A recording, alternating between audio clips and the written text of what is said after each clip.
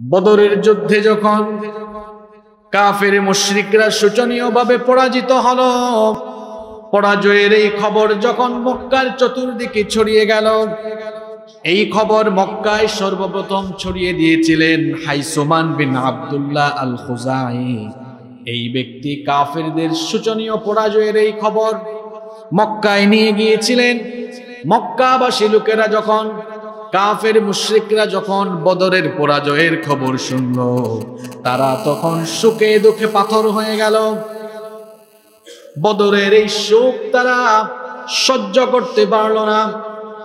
যারা তাদের আত্মীয় স্বজন হারিয়েছেন, কাফের নেতৃবৃন্দ একটা নিষেধাজ্ঞা জারি করলো, কেউ যেন কোনো বিলাপ না করে, কেউ যেন কোনো ক্রন্দন না করে।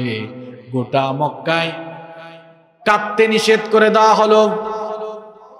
সমস্ত মক্কার মধ্যে ক্রন্দনের একটা নিষেধাজ্ঞা আরোপ করে দেওয়া হলো। যখন মক্কায় বদরের এই পরাজয়ের খবর গিয়েছিল, তখন অবস্থাটা কিরকম ভয়াবহ ছিল শোনেন। আবুল আহাব বদরের যুদ্ধে অংশগ্রহণ করে নাই, বড় বড় মাতব্বরি করে কিন্তু যুদ্ধে ভয় পায়।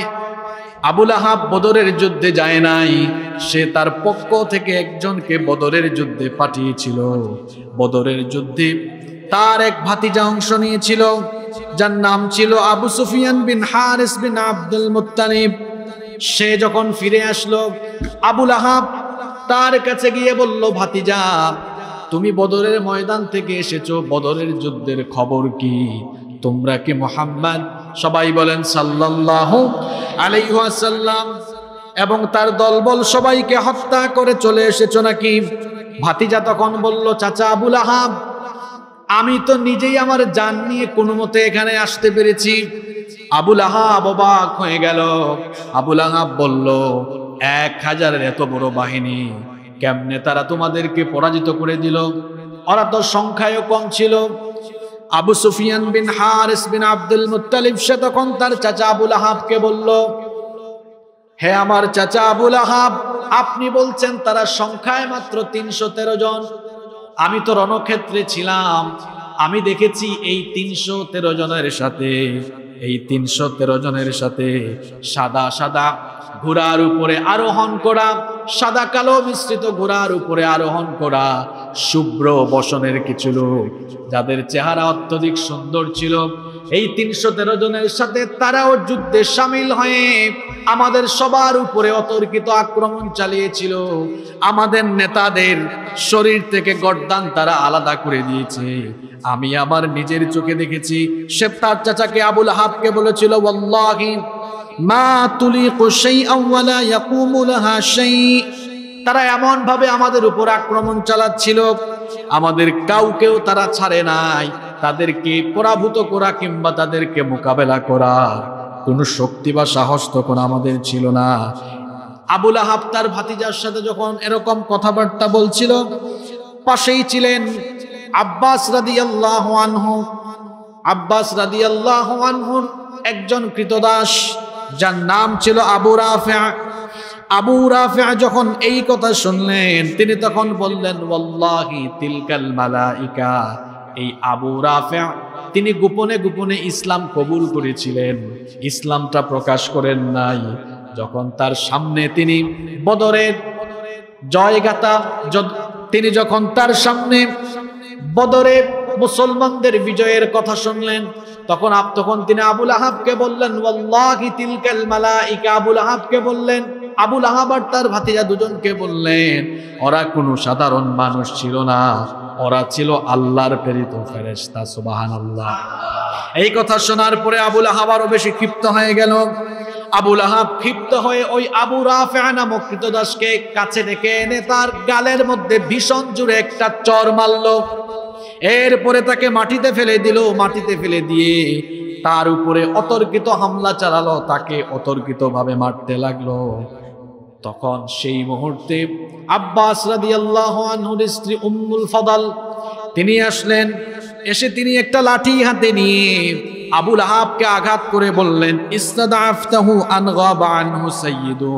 তার মনে তার মালিক বাড়িতে নেই বলে তুমি তার উপরে কেন দুর্বল ভাবে হামলা করছো? আবুল আহাব তখন কিছুটা অপমানিত বোধ করলো, এরপরে সে তার বাড়িতে চলে গেল। আবুল আহাব সেও ছিল ইসলামের জঘন্য দুশমন। আবুল আহাব সেও ছিল ইসলামের জঘন্য দুশমন। আবু জাহাল, উতবা, শাইবা, উমাইয়া বিন খালফের মতো ইসলাম বিরোধী দুশমনেরা বদরের যুদ্ধে অংশগ্রহণ করে নির্মমভাবে তারা নিহত হয়েছিল। কিন্তু আবুল আহাব বদরে অংশগ্রহণ করে নাই। আবুল আহাব বদরে অংশগ্রহণ না করেও বদর যুদ্ধের মাত্র কয়েকদিন পরে অত্যন্ত জিল্লতির সাথে মৃত্যুবরণ করেছিল। আবুল আহাব তার মাথার মধ্যে যখন উম্মে ফদল একটা লাঠি দিয়ে আঘাত করেছিলেন, এই জখম থেকেই তার একটা সংক্রমণ ব্যাধির উদ্ভব হলো। একটা মহামারীতে সে আক্রান্ত হয়ে গেল। একটা সংক্রামক মহামারীতে আক্রান্ত হয়ে সে যখন ঘরের মধ্যে পড়ে রইল, তার বউ, তার ছেলে মেয়েরা তাকে ছেড়ে এবার চলে গেল। কারণ সংক্রমণ ব্যাধিকে সবাই তো কম বেশি ভয় পায়। তার নিজের স্ত্রী, তার ছেলেরা তাকে ছেড়ে দিয়ে চলে গেল। অবশেষে আবুল আহাব একা হয়ে গেল, নিঃস্ব হয়ে গেল। একা হয়ে নিঃস্ব হয়ে ঘরে পড়ে রইল। সেই সংক্রামক মহামারীতে আক্রান্ত হয়ে 3 দিন পরে দেখা গেল, কয়েকদিন পরে দেখা গেল আবুল আহাব মারা গেল। সংক্রামক ব্যাধি হইলে সবাই মোটামুটি ভয় পায় না? ভয় পায় যে একজন থেকে আরেকজনের কাছে চলে যায় কিনা। আবুল আহাব ঘরের মধ্যেই পড়ে রইল, ঘরের মধ্যে একাকী পড়ে রইল। তার বিবি, তার স্ত্রী, তার ছেলেরা তাকে ছেড়ে চলে গেল। ঘরের মধ্যেই কয়েকদিন পরে থেকে সে নিঃসঙ্গ অবস্থায় মারা গেল। 3 দিন পর্যন্ত তার লাশ ঘরে পড়ে থাকলো। শুনতেছেন তো আপনারা? আবুল আহাব কেমনে মরছে শুনে।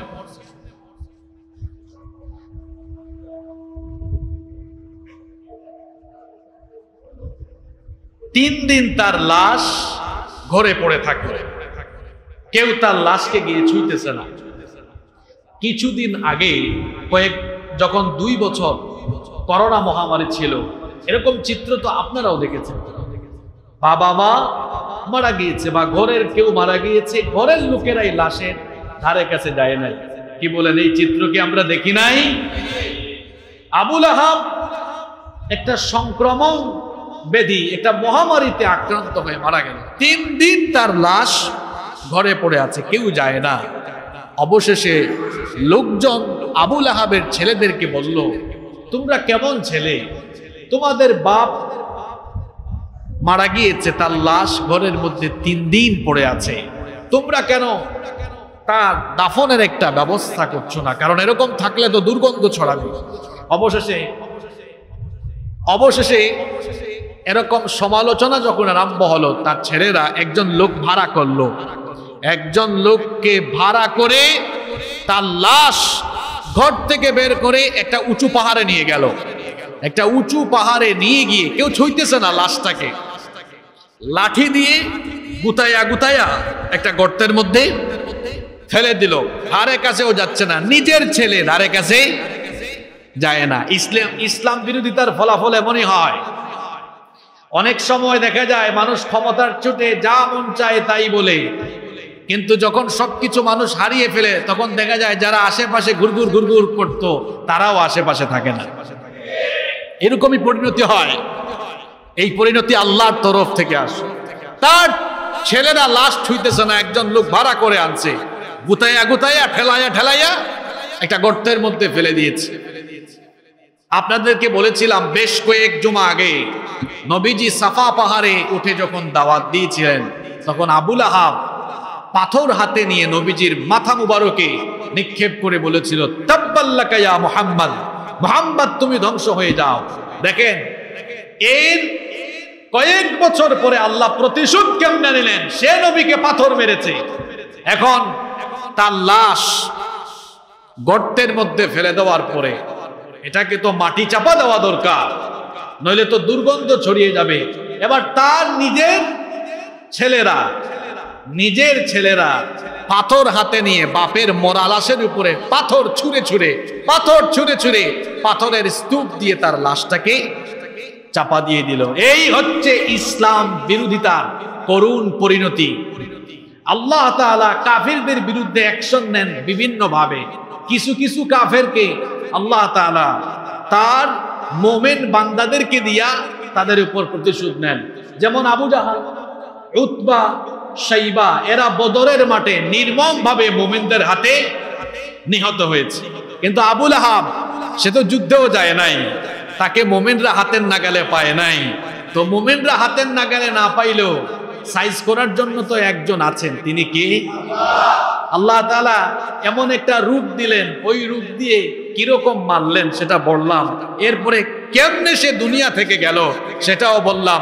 সুতরাং আবু লাহাবীয় চরিত্র নিজেদের মধ্যে ধারণ করবে যারা এরকম নির্মম পরিস্থিতির সম্মুখীন হয়ে দুনিয়া থেকে বিদায় নিবে, তারা। এগুলোই হচ্ছে চিরন্তন সত্য কথা। সম্মানিত মুসল্লিবৃন্দ, মক্কায় পরাজয়ের খবর চলে গেল, সবাই ক্ষিপ্ত, সবাই সুখ একেবারে দুঃখে পাথর হয়ে গেল, শোকাহত সবাই। অন্যদিকে গোটা মক্কায় আইন জারি করা হলো কেউ যেন কান্না না করে, কারণ কান্না করলে এই সংবাদ যদি মুসলমানদের কাছে যায় মুসলমানরা আনন্দিত হতে পারে। অন্যদিকে বদরের ময়দানে বিজয় লাভ করার পরে নবী করিম সাল্লাল্লাহু আলাইহি ওয়াসাল্লাম তার দুইজন সাহাবীকে ডাকলেন। বদরের ময়দানে বিজয় লাভ করার পরে নবীজি তার দুইজন প্রিয় সাহাবীকে ডাকলেন। একজন হচ্ছেন আব্দুল্লাহ বিন রাওয়াহা, আর একজন হচ্ছেন যায়েদ বিন হারিসা। এই দুইজনকে নবীজি ডাকলেন।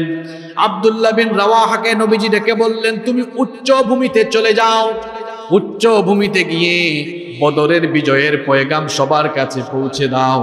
আর নবীজি যায়েদ বিন হারিসাকে ডাকলেন। যায়েদ বিন হারিসাকে ডেকে বললেন, যায়েদ তুমি মদিনার নিম্ন ভূমিতে চলে যাও, মদিনার ভেতরে গিয়ে তুমি অলিতে গলিতে বাড়িতে বাড়িতে বদরের বিজয়ের সংবাদ দাও।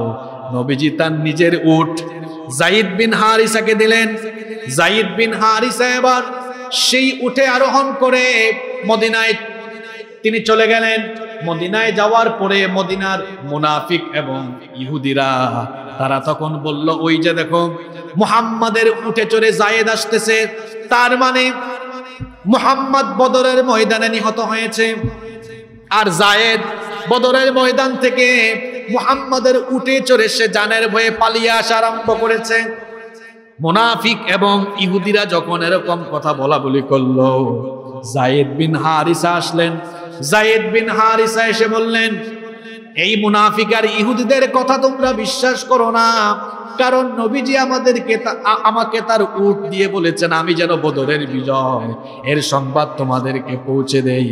অপেক্ষা করো, শীঘ্রই নবীজি তোমাদের কাছে আসবেন। উসামা ইবনু যায়েদ এবং উসমান বিন আফফান রাদিয়াল্লাহু আনহু বদরের যুদ্ধে যান নাই। উসামা তার বাবা যায়েদকে বললেন, বাবা সত্যি সত্যি কি আপনারা বদরে বিজয় লাভ করেছেন নাকি?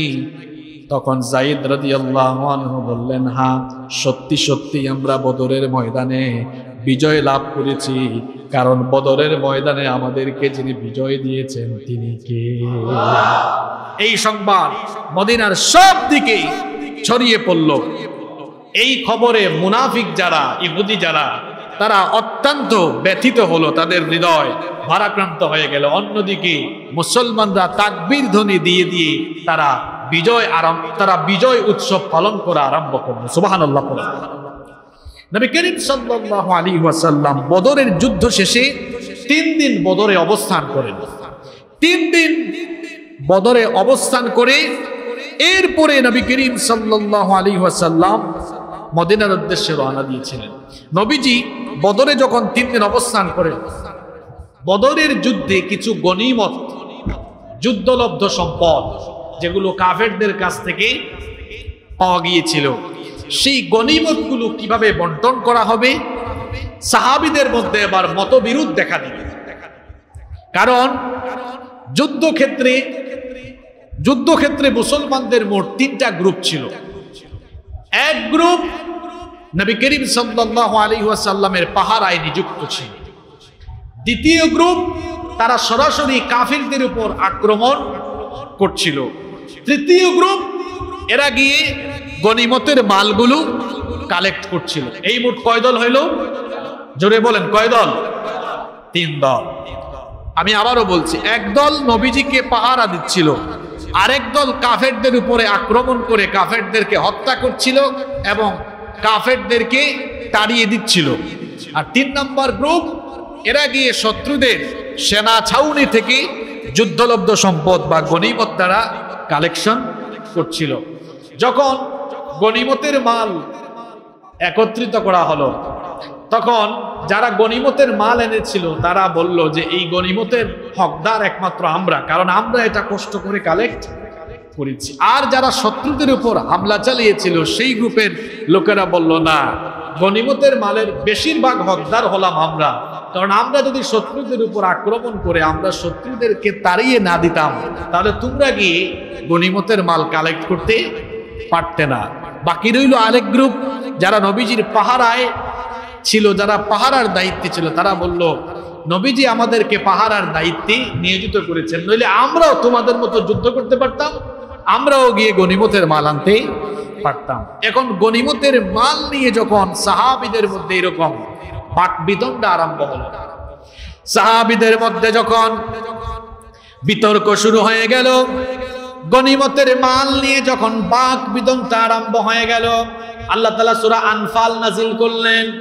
সূরা আনফালের প্রথম আয়াত নাজিল হয়ে গেল, রব্বুল আলামিন বিধান নাজিল করলেন, ইয়াসআলুনাকা আনিল আনফাল কুলিল আনফালু লিল্লাহি ওয়ার রাসূল ফাত্তাকুল্লাহা ওয়া আসলিহু যাতা বাইনিকুম ওয়া আতিউল্লাহা ওয়া রাসূলাহু ইন কুনতুম মুমিনিন। আল্লাহ তাআলা বলছেন, হে নবী, তারা আপনাকে যুদ্ধলব্ধ সম্পদ অর্থাৎ গনিমতের মালের ব্যাপারে প্রশ্ন করছে, গনিমতের মাল কারা পাবে? কুলিল আনফালু লিল্লাহি ওয়ার রাসূল, আপনি তাদেরকে বলে দেন গনিমতের মাল হলো একমাত্র আল্লাহ আর তার রাসূলের জন্য, অর্থাৎ এ ব্যাপারে সিদ্ধান্ত নেবেন আল্লাহ এবং রাসূল। তোমরা কেউ এ ব্যাপারে সিদ্ধান্ত নেওয়ার কোনো অধিকার রাখো না। আল্লাহ তাআলা আয়াত নাজিল করে জানিয়ে দিলেন, ফাত্তাকুল্লাহ, আল্লাহকে ভয় করো, ওয়া আসলিহু যাতা বাইনিকুম, তোমাদের নিজেদের মধ্যকার অবস্থা সংশোধন করে নাও, ওয়া আতিউল্লাহ ওয়া রাসূলাহু ইন কুনতুম মুমিনিন, আল্লাহ এবং রাসূলের আনুগত্য করো যদি তোমরা মুমিন হও। যখন গনিমতের মাল নিয়ে সাহাবীদের মধ্যে বিতর্ক আরম্ভ হয়ে গেল, আল্লাহ বললেন গনিমতের মালের ব্যাপারে আল্লাহ এবং রাসূল সিদ্ধান্ত দিবেন। এবার গনিমতের মালের ব্যাপারে আল্লাহ তাআলা বিধান নাজিল করলেন, চূড়ান্ত বিধান নাজিল করলেন। কোরআনুল কারীমের 8 নম্বর সূরা সূরাতুল আনফালের 41 নম্বর আয়াতের মাধ্যমে আল্লাহ বিধান জানিয়ে দিলেন। আল্লাহ তাআলা বললেন, ওয়া'লামু আন্নামা গনিমতুম মিন শাইইন ফাআন্না লিল্লাহি খুমুসাহু ওয়া লির-রাসূলি ওয়া লিযিল কুরবা ওয়াল ইয়াতামা ওয়াল মাসাকিনি ওয়া বানিস সাবিলি ইন কুনতুম আমানতুম বিল্লাহি ওয়া মা আনজালনা আলা আবদিনা ইয়াউমাল ফুরকানি ইয়াউমাল তাকাল জামআন ওয়াল্লাহু আলা কুল্লি শাইইন কাদির। আল্লাহ তাআলা বললেন, আর জেনে রেখো গনিমত, যে সম্পদ তোমরা গনিমত হিসাবে পেয়েছ, এই সম্পদের 1/5 অর্থাৎ 5 ভাগের 1 ভাগ এর মালিক হচ্ছেন আল্লাহ, রাসূল, রাসূলের নিকটাত্মীয়, ইয়েতিম, মিসকিন এবং মুসাফির। আল্লাহ বললেন, যদি তোমরা আল্লাহর উপর ঈমান আনো, যদি তোমরা আল্লাহর প্রতি ঈমান আনয়ন করে থাকো, আর সত্য মিথ্যার পার্থক্যের দিনে আমি আমার বান্দার উপরে যে বিধান নাজিল করেছি, যেদিন 2 পক্ষ মোকাবেলা করেছিল, যদি তোমরা সেই আল্লাহর উপরে ঈমান আনো, এই বিধানকে তোমরা মেনে নাও। গনিমতের এই সম্পদ বন্টনের বিধান যিনি নাজিল করলেন, সবাই বলেন তিনি কে? আল্লাহ বললেন, নবী এই গনিমতের মালকে আপনি 5 ভাগ করেন, 5 ভাগের মধ্যে 1 ভাগ রেখে দেন, আর 4 ভাগ, 5 ভাগের 4 ভাগ যুদ্ধে যারা অংশগ্রহণ করেছে তাদের মধ্যে আপনি সমভাবে বন্টন করে 5 ভাগের 4 ভাগ হলো 80%, 80% ভাগ করে দেন। তো 80% ভাগ করে দিলে বাকি থাকে কত পার্সেন্ট? 20%, 20%। কি সুন্দর সিস্টেম! আল্লাহ বললেন এই 20 ভাগের মধ্যে এই যে 20 ভাগ বাকি আছে এগুলো কার অংশ? আল্লাহ বললেন 1 নাম্বার আল্লাহ, 2 নাম্বার রাসূল। আপনারা ভাবতে পারেন যে এই যুদ্ধের মাল কি আল্লাহ নিয়ে খান নাকি? নাউজুবিল্লাহ। আল্লাহ এবং রাসূলের অংশ মানে হলো এই সম্পদগুলো, যেহেতু সেই সময়ে নবীজি ছিলেন মদিনার রাষ্ট্রের ইমাম, রাষ্ট্রপ্রধান, এই সম্পদগুলো নবী চাইলে দ্বীনের কাজে, জনকল্যাণমূলক কাজে তিনি ব্যবহার করতে পারবেন। তাইলে এই 20 ভাগ বন্টন হবে আল্লাহ, রাসূল, আল্লাহ, রাসূল। এরপরে হচ্ছেন নবীজির নিকটাত্মীয় মিসকিন, আর হচ্ছে এতিম মিসকিন, আর হচ্ছে মুসাফির। আল্লাহ আর রাসূলের হচ্ছে 1 অংশ, আর বাকি আছে কয় অংশ? মানে 20%। এটাকে যদি আপনারা 5 ভাগ করেন তাহলে আল্লাহ এবং রাসূলের অংশ, এটা রেখে বাদবাকি অংশগুলো রাসূলের নিকটাত্মীয়, এতিম, মিসকিন এবং মুসাফিরদের মধ্যে ভাগ করে দেন। নবীজি এই বিধানের আলোকে এবার গনিমতের সম্পদ তিনি ভাগ করে দিলেন। যুদ্ধের মধ্যে যারা বন্দী হয়েছিলেন এবার তাদের ব্যাপারে সিদ্ধান্ত নেওয়া সময় হলো। নবী করিম সাল্লাল্লাহু আলাইহি ওয়াসাল্লাম বদর থেকে রওনা দিয়ে সাফরা গিরি সংকট অতিক্রম করে একটি টিলায় গিয়ে বিশ্রাম করেন এবং সেখানে বসেই তিনি গনিমতের মানগুলো বন্টন করে দিয়েছিলেন। এর পূর্বে সাফরা গিরি সংকটে নবী করিম সাল্লাল্লাহু আলাইহি ওয়াসাল্লাম বদরের যুদ্ধে যে 70 জনকে বন্দী করা হয়েছিল, এই 70 জন বন্দী থেকে 2 জন বন্দীকে সরাসরি মৃত্যুদণ্ডের আদেশ দেন। বদরের যুদ্ধে কতজন কাফের বন্দী হয়েছিল? 70 জন। এদের মধ্যে নবীজি বললেন 2 জনের মৃত্যুদণ্ড কার্যকর করো। এই 2 জন, এরা কি এমন নিকৃষ্ট লোক ছিল যাদেরকে সাথে সাথে মৃত্যুদণ্ড দেওয়া হলো?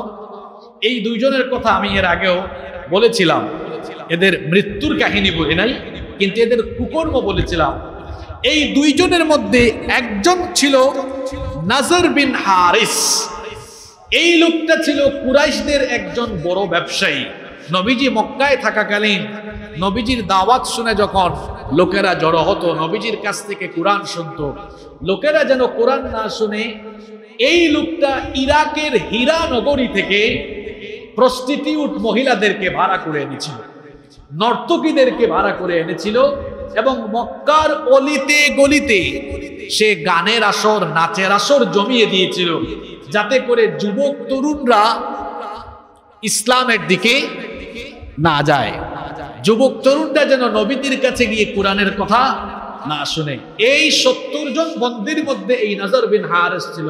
নবীজি বললেন তাকে মৃত্যুদণ্ড দাও, তাকে কতল করো, হত্যা করো, কারণ সে কোরআনের প্রচারের বিরুদ্ধে গান বাজনা প্রচার করছে। এই ছিল একজন নাজর বিন হারিস। আর আরেকজন ছিল উকবা বিন আবি মুঈত। এই লোকটা ছিল আরেক নিকৃষ্ট লোক। নবীজিকে সে অনেক কষ্ট দিয়েছিল। নবীজি একদিন কাবার হাতিমের পাশে নামাজ আদায় করছিলেন। এই লোকটা নবীজিকে তার গামছা দিয়ে পেঁচিয়ে কাবা শরীফের চতুর্দিকে টানা হেঁচড়া করে নবীজিকে কষ্ট দিয়েছে। আবু বকর রাদিয়াল্লাহু আনহু এসে তার কাছ থেকে নবীজিকে রক্ষা করলেন। এরপরে বললেন, আতাকতুলুনা রাজুলান আইয়াকুলা রাব্বি আল্লাহ, তোমরা কি এই অপরাধের কারণে এই লোকটাকে মেরেই ফেলবা যিনি ঘোষণা দিয়েছেন আল্লাহ আমার রব? এই লোকটা নবীজিকে, কেন তোমরা আমাদেরকে অভিনন্দন জানাচ্ছ? আল্লাহি, আল্লাহর কসম, ইন লাকিনা ইল্লা আজাইজা সুলআন কালবুদনিল মুআল্লাকা, কেন আমাদেরকে অভিনন্দন জানাচ্ছ? আমরা তো কিছু টাক মাথাওয়ালা বুড়াদেরকে বদরের ময়দানে কতল করেছি। তার মানে বোঝা গেল বদরের যুদ্ধে কাফির যে বড় বড় নেতারা মারা গিয়েছিল এদের বেশিরভাগই ছিল টাক মাথাওয়ালা। বুঝতে পেরেছেন? এই জন্যই সাহাবী বলেছেন এখানে অভিনন্দন দেওয়ার কি হলো, আমরা তো কয়েকটা বুড়া বুড়া টাকওয়ালাদেরকে বদরের ময়দানে সাইজ করেছি। এই কথাটা এই জন্য বললাম, সেই যুগেও নবীজির যুগেও টাক মাথাওয়ালা বুদ্ধিজীবীরা ইসলামের বিরোধিতা করেছে বেশি। তাকায়া দেখেন আজকের সমাজের দিকে, টিভি চ্যানেল খুললে দেখবেন টক শোতে এখনো টাকওয়ালা মাথার বুদ্ধিজীবীরা এখনো ইসলাম নিয়ে বাড়াবাড়ি করে। ওই সময় ছিল টাকওয়ালা, এখনো আছে। এক টাকওয়ালা তো বাড়াবাড়ি করতে করতে ক্ষমতা হারাইছে। ওই টাকলাকে তো চিনেন আপনারা? আরে বাপ রে বাপ, এই টাকলা কত কিছু করলো। হ্যাঁ, ইসলাম থাকবে না, ইসলাম তো আছে, টাকলা আছে? টাকলা নাই। নবীজির যুগেও টাকলারা মাতব্বরি করেছে। ওই টাকলাগুলো বদরের ময়দানে নির্মমভাবে শহীদ হয়ে, নির্মমভাবে তারা নিহত হয়েছে। নবীজি মদিনাতে আসার পরে যখন সবাই বিজয়ের জন্য অভিনন্দন জানাচ্ছে, সালামা ইবনু সালামা তিনি বলছেন অভিনন্দন জানানোর কিচ্ছু নাই, যাদেরকে মারছি কয়েকটা বুড়া টাকলা শয়তান। নবীজি মুচকি হাসলেন, হেসে বললেন সাহাবী শোনো, তোমরা মারো নাই, এদেরকে মারিয়েছেন তিনি কি? নবীজি মুচকি হাসলেন, হেসে বললেন এই বিজয়ের ক্রেডিট নিজেরা নিয়ে নিও না, কারণ বিজয় এসেছে সরাসরি যার তরফ থেকে। সবাই বলেন তিনি কে? একজন সাহাবী উসাইদ ইবনে হুদাইর, তিনি বদরের যুদ্ধে যান নাই। তিনি নবীজির কাছে আসলেন, এসে বললেন ইয়া রাসূলুল্লাহ, বলেন সাল্লাল্লাহু আলাইহি ওয়াসাল্লাম, আল্লাহর শুকরিয়া আদায় করছি, তিনি আমাদেরকে বিজয় দিয়েছেন, আপনার চক্ষুকে শীতল করেছেন, আমরা খুশি হয়েছি। ওগো আল্লাহর নবী, আমি যদি জানতাম বদরে গিয়ে সশস্ত্র সংগ্রাম হবে, তাহলে এই মহা সুযোগ থেকে আমি আমাকে বঞ্চিত করতাম না। আপনি তো বদরে যাওয়ার আগে বলেছিলেন আপনি একটা অভিযানে যাচ্ছেন, কাফেলা আটকানোর অভিযান, গত জুমা এগুলো বলেছিলাম। কিন্তু আমি যদি জানতাম এরকম একটা সশস্ত্র সংগ্রাম হবে, তাহলে এরকম মহান কাজে আমি আমাকে বঞ্চিত করতাম না। নবীজি বললেন সাদাক্তা, তুমি সত্য বলেছো, তোমার মনোবাসনা আমি বুঝতেই পেরেছি। নবীজি মদিনাতে আসলেন। মদিনায় আসার একদিন পরে ওই যে বন্দীদের কাফেলা দিয়ে আসছিলেন, যে বন্দীগুলারে নিয়ে আসো, 70 জন থেকে কয়জনের মৃত্যুদণ্ড হয়েছিল? কয়জনের? দুইটা উৎকৃষ্ট না নিকৃষ্ট? ওগুলা বেশি নিকৃষ্ট কাফির, এদের মৃত্যুদণ্ড হলো।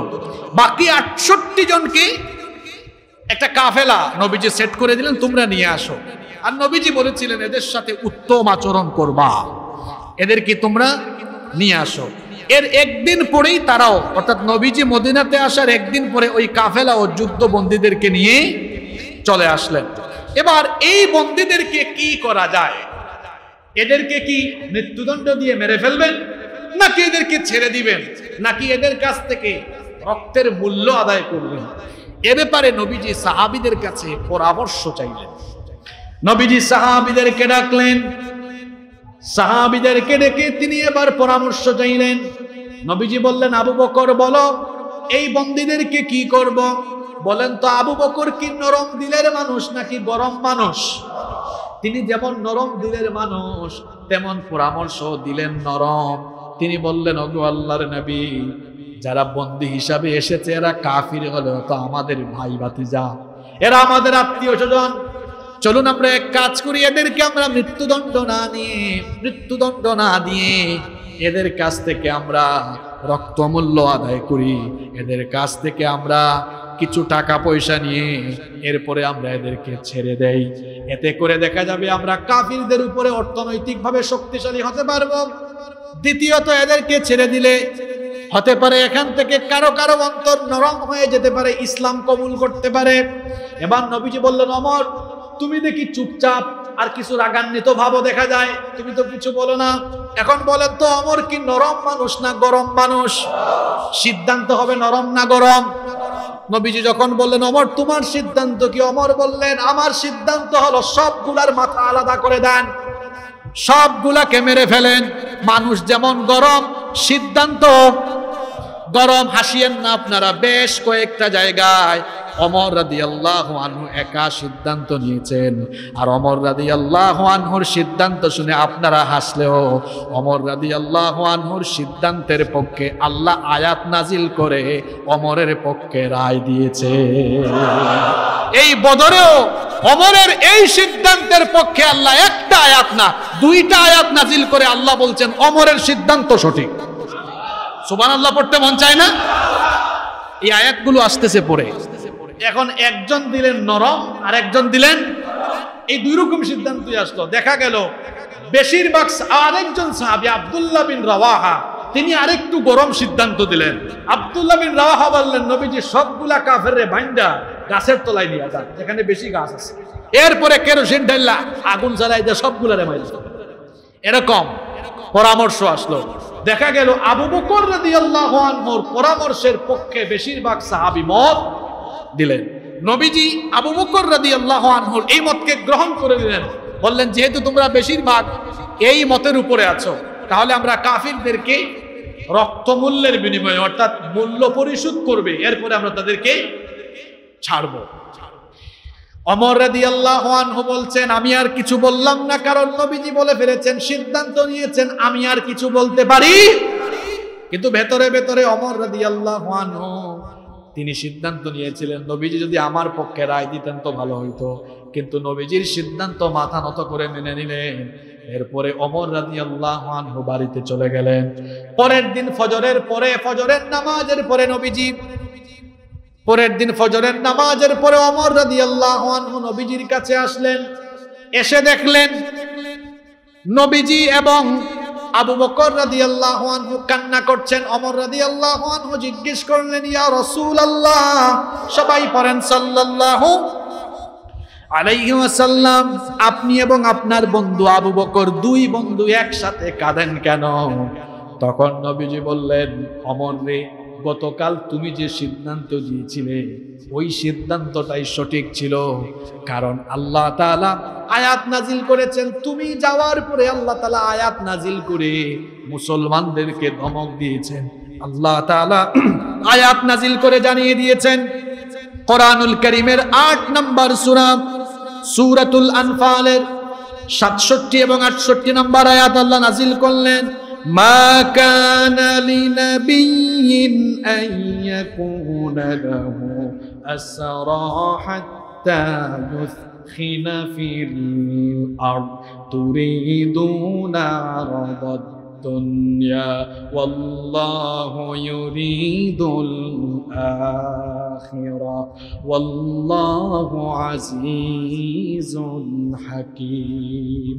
আল্লাহ তাআলা আয়াত নাযিল করলেন। আল্লাহ বললেন, কোন নবীর জন্য এটা উচিত নয় তার নিকট যুদ্ধবন্দী থাকবে এবং পণের বিনিময়ে, টাকার বিনিময়ে তিনি তাদেরকে মুক্ত করে দিবেন যতক্ষণ না তিনি জমিনে কাফেরদের রক্ত প্রবাহিত করবেন।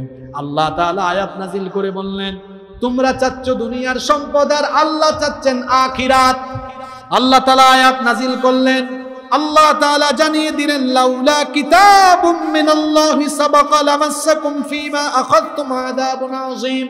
আল্লাহ বললেন, আল্লাহর পক্ষ থেকে যদি পূর্বের বিধান না থাকতো, তাহলে তোমরা যে রক্তের বিনিময় গ্রহণ করেছো এর জন্য তোমাদের উপর গজব এসে তোমরা ধ্বংস হয়ে যেতে। নবীজি কেঁদে কেঁদে বললেন, ওমর, এই যে আমার সামনে একটা গাছ আছে, এই গাছটা আমার থেকে যতটা নিকটবর্তী, আমাদের উপরে আল্লাহর গজব ছিল তার চাইতে বেশি আরো নিকটবর্তী।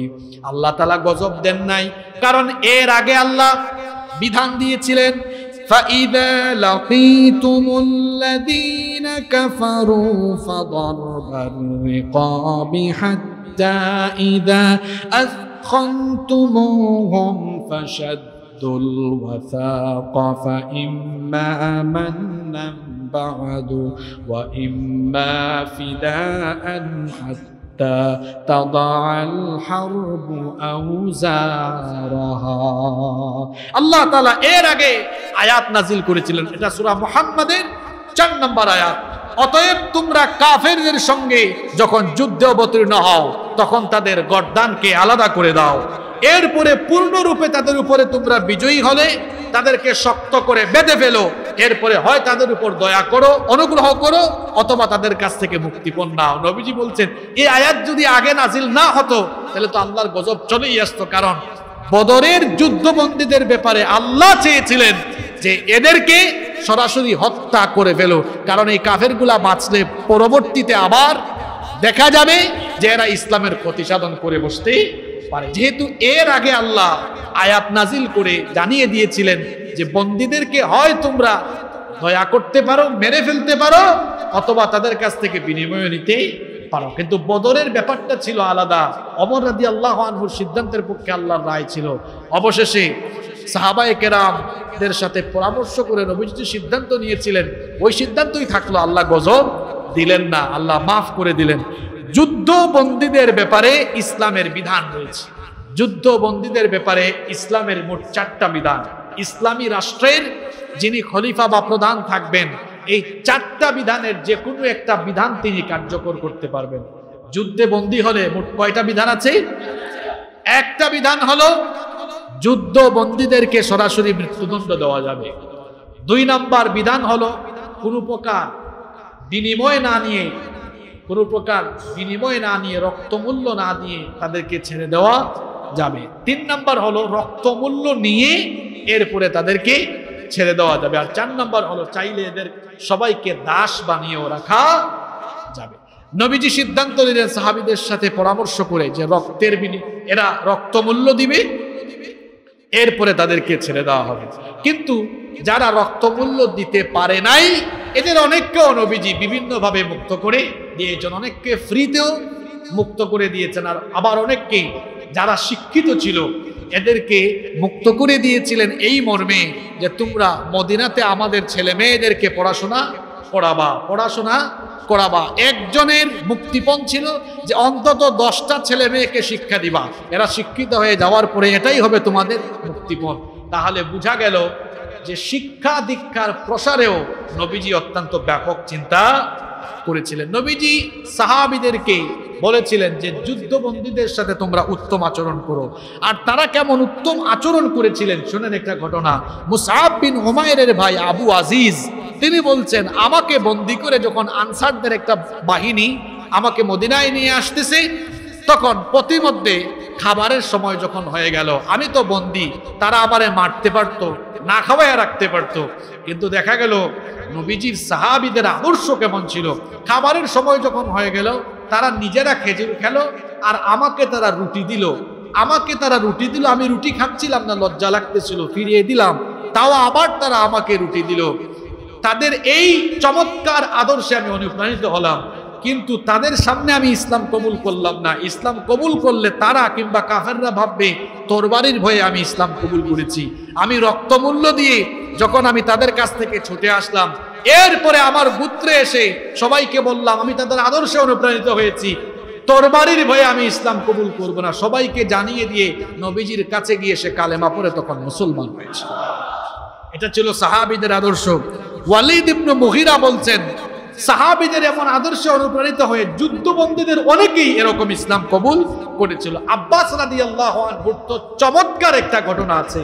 আব্বাস রাদিয়াল্লাহু আনহু যুদ্ধবন্দী হয়ে তিনি আসলেন, নবীজির চাচা আব্বাস রাদিয়াল্লাহু আনহু বললেন, ভাতিজা আমার কাছে রক্তমূল্য দেওয়ার মতো কোনো টাকা পয়সা নাই, আমারে ফ্রিতে ছেড়ে দাও। নবীজি বললেন, চাচা বদরের যুদ্ধে আসার আগে আপনি আপনার স্ত্রীকে জানিয়ে মাটির নিচে আপনি যে কিছু টাকা পয়সার ধন সম্পদ লুকায় রেখে আসছিলেন ওগুলো তো আছে, আপনি ওখান থেকে আনান। তখন তিনি উচ্চ কণ্ঠে বললেন, আমি যে ধন সম্পদ আর কিছু দিরহাম মাটির নিচে রেখে এসেছি এটা আমি আর আমার স্ত্রী ছাড়া কেউ জানে না, আপনি কিভাবে জানলেন? নিশ্চয়ই আপনি আমাদের মতো সাধারণ কেউ নন, আপনি অতি মহামানব, আপনি আল্লাহর পয়গম্বর, আল্লাহ আপনাকে জানিয়েছেন। সুতরাং আমি আর দেরি করতে চাই না, ওখানেই কালেমা পড়ে মুসলমান হয়েছে এবং রক্তমূল্য দিয়েছেন। এছাড়া একেবারে ফ্রিতেও নবীজি অনেককে ছেড়ে দিয়েছেন। তাদের মধ্যে একজন ছিলেন নবীজির মেয়ে যায়নাব রাদিয়াল্লাহু আনহুর স্বামী। ইনি তখনও মুসলমান ছিলেন না, ইনি যুদ্ধবন্দী হয়ে আসলেন। ওইদিকে যায়নাব রাদিয়াল্লাহু আনহা তিনি শুনেছেন তার স্বামী বন্দী হয়ে গেছেন। তখন তিনি কি করবেন? টাকা পয়সা নাই, কিচ্ছু নাই, গলার একটা হার ছিল, ওই গলার হারটা তিনি রক্তমূল্য হিসাবে পাঠালেন। নবীজি গলার হারটা দেখেই চিনে ফেললেন, কারণ এটা নবীজির প্রিয়তমা স্ত্রী আম্মাজান খাদিজা রাদিয়াল্লাহু আনহা, তার মেয়ের বিয়েতে তিনি এটা উপঢৌকন দিয়েছিলেন। নবীজি এটার দিকে তাকালেন আর চোখের পানি ছেড়ে দিলেন। নবীজি বললেন, এটা নিশ্চয়ই আমার মেয়ে যায়েনাব পাঠিয়েছে। সাহাবীরা এটা গ্রহণ না করে আমরা কি যায়েনাবের স্বামীকে এমনিতে ছেড়ে দিতে পারি না? নবীজির চোখের পানি দেখে সাহাবায়ে কেরাম বললেন, ইয়া রাসূলুল্লাহ সাল্লাল্লাহু আলাইহি ওয়াসাল্লাম, আপনি যা বলবেন তাই হবে। তখন নবীজি বললেন, না, একটা শর্তের বিনিময়ে তাকে আমরা ছাড়বো।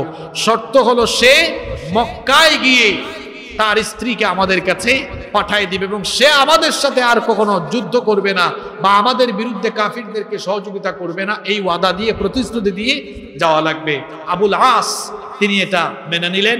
এরপরে তিনি মক্কায় গেলেন, তার স্ত্রী অর্থাৎ নবীজির মেয়ে যায়েনাব রাদিয়াল্লাহু আনহাকে তিনি পাঠিয়ে দিলেন, তিনিও মক্কায় চলে আসলেন।